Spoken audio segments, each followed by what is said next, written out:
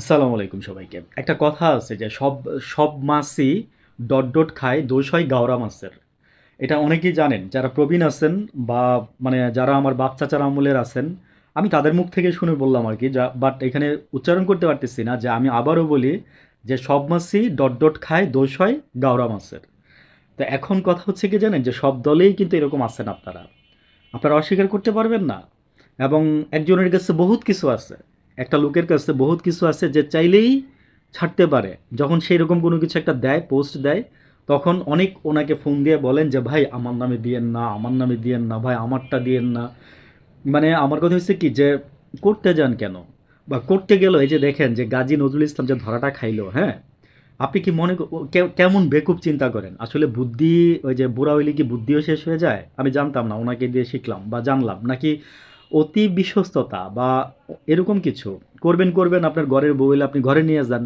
আপনি হোটেলে যান কেন? আপনার শ্বশুরবাড়িতে যান যদি আপনার বউর ১ম বউয়ের সমস্যা থাকে। আপনি ইয়াতে যান। অনেকে বলে যে বলবেন কেন? আরে ভাই কি বলেন? বলব না কেন? কারণ এই জামাতের প্রতি সবার একটা রেসপেক্ট ছিল। এই জামাত ইসলামের দলের লোকদেরকে সবাই সৎ মনে করতো। কিন্তু এর মধ্যেও যে এরকম লোক থাকতে পারে, মানে আমি বলছি, অনেক আগে বলছি, আমি জামাতের প্রচুর সমালোচনা করছি এবং আমি বলছিলাম যে এই সরকার, আমি চাইছিলাম যে মানে সরকার ক্ষমতা গঠন করুক, মানে সরি, জামাতে ইসলাম সরকার গঠন করুক এবং তাদেরকে নিয়ে আমি সমালোচনা করবো। আমি নিজে এখানে কথাটা বলছি। বাট আমার সেই সৌভাগ্য হয় না, আমি সৌভাগ্যই বলবো। এখন কথা হচ্ছে যেটা, অন্য কিছু মনে করবেন না, রাজনীতি কোনো বিষয় না, কোনো কিছুই না।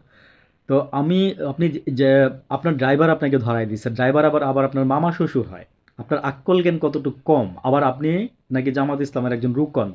রুকন মানে কি আমি জানি না। তো সম্ভবত অনেক বড় পদই হবে এবং আপনি সংসদের এমপি, এটা জানি। আমাদের এটা মনে করেই মাথা হেট হয়ে যাচ্ছে যে আপনি একজন এমপি মানুষ।